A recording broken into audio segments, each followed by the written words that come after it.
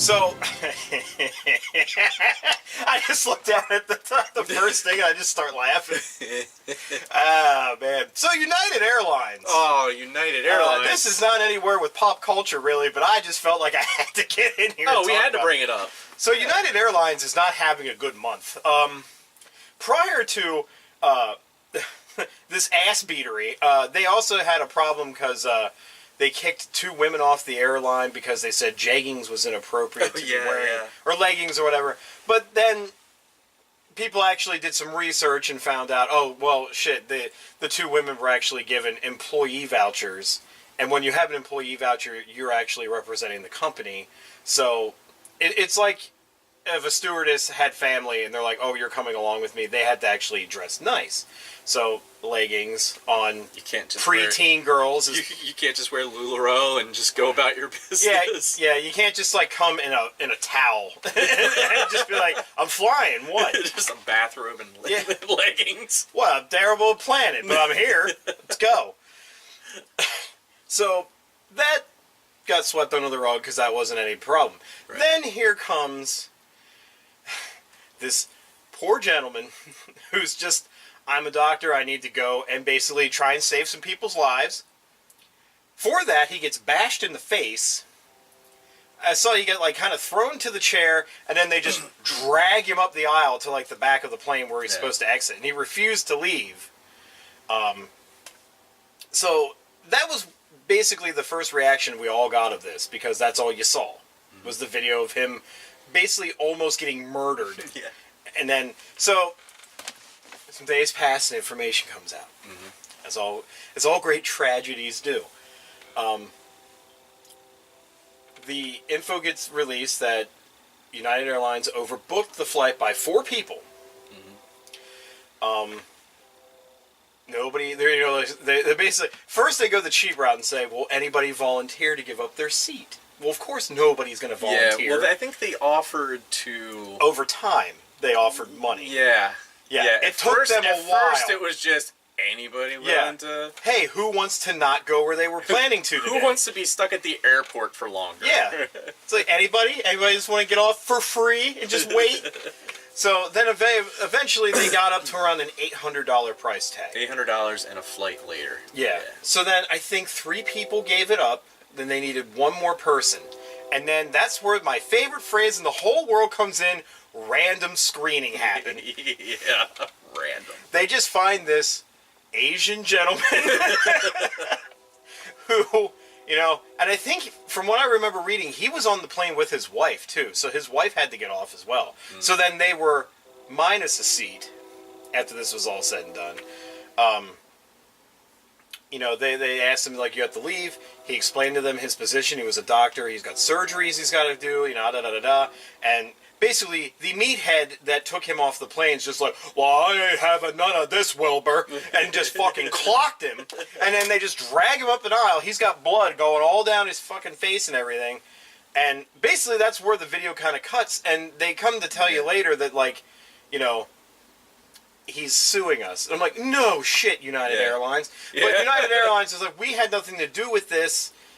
Basically, it was the person who removed him from the plane. He's been put on, leave. Not permanent, just leave. So they're like, oh, you need a vacation. You're probably stressed after beating this guy from an inch of his life. So you can take some time. Get your family. Why don't you go on a flight on us? Go wherever you need to go. Just hope we don't overbook it, or we'll fucking kill you. Yeah. So, yeah. So then he sues them for... I guess he saw, like, well, if my ticket was worth $800, why don't we just times that? By, like, 1,000. So we sued him for $8 million. And I hope to God he fucking wins. It kind of sucks. Like, when I first read this, I was on the fence, because I'm like, shit happens. I do understand this. You can't control everyone that works for your company. No. But at the same time, when there is a fuck-up, you do have to pay for it. And I'm sure there is nowhere in the United Airlines handbook that states, kill someone if you can't get them off the plane. Fuck them up. I mean, this guy, like, he really got hurt, and I don't understand. He appeared unconscious. Yeah. Yeah, when they dragged him through the aisle, as the woman just screaming everything in excruciating detail. Look what you've done to How could you do this? Yeah, that was kind of funny. It was like a play-by-play. It's like, oh no, now they're hitting him about the face. No. Now they're dragging him down the aisle. Oh no, that's my husband. He's dying. I shouldn't laugh because, like, it was a really shitty thing, but, like, if I'm laughing because I want it to happen to me. I just want my day to go from great to completely, like, world-tippingly terrible. And somebody like, hey, I'm going to get to go to Hawaii for the first time ever. Man, I'm excited. Wham! Just like McLovin in Superbad, just fucking rail right across the face. Well, one thing that wasn't initially mentioned about this was the reason they were overbooked was because they had employees of theirs that they needed to get to a different location. That was the other part. To do a shift. And, like, they couldn't wait. They needed to be on this flight. So this man... you couldn't have found a plane that wasn't booked and just put them on that one? So, and the worst part about it is that the drive, if they had to drive to the other airport, it was, like, less than 4 hours. Like, it was like 2 to 3 hours away. Jesus Christ. If they had just rented a car. Yeah. But no, we needed to beat up this old Asian doctor. If you're willing to pay 4 people $800 for their seat, you could rent one fucking rent-a-van and send your employees to the other airport. Absolutely. Just poor planning all around. There's companies that... Mishandling. Well, and this is funny because, like, I'm reading this, I'm like, this kind of reminds me of some companies I worked for in past life. Yeah. Some people that I know that still work for said companies. Yeah. Yeah, I mean... Not good planning.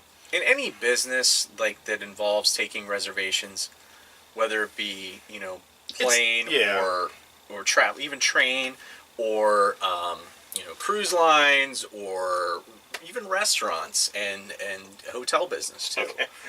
I'm like, are you going to say it? Yeah, I'm going to say it. There's either entry errors that lead to it, there's general fuck-ups that lead to it. Sometimes it's on purpose because you're planning for them to be cancellations. Right. And when they don't happen, that's when you got to make a plan and you have to take care of it. That's when you're going to have to knock a motherfucker out. Yeah, that's when you got to beat them up and drag them kicking and screaming out the plane. What? I can't wait till Grindcast has to travel and to quote one of us gets knocked out. To quote a friend of the show, what were they thinking? Yeah. What were they thinking? Like, seriously, like... I don't know. Everybody that's on that plane now will never fly UA because you're going to think, it could have been me. Hey, there's two other airlines to choose from, so you don't have to fly UA. Fuck them. Yeah. I mean, yeah, it's just... And that's what I said to you earlier when we were talking about this. I'm like, how did you not think this was going to blow up into a PR nightmare? Yeah. Everyone carries a fucking video camera on them nowadays. What the fuck were you thinking?